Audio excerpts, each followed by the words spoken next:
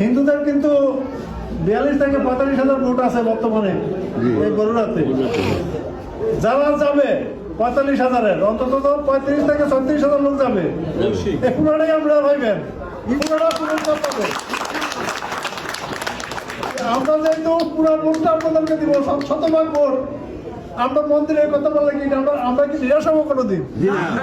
কোন সাক্ষী জানে না হিন্দুর ভোটটা পুরাটাই এখন উনি পাচ্ছে।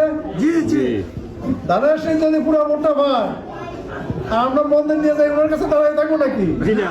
আমরা তো বলবো যে ভোট দিছি এবার কাম করে দেন, কইতে পারবো না। কিন্তু ভোটটা দিয়ে তো এটা কইতে পারবো না।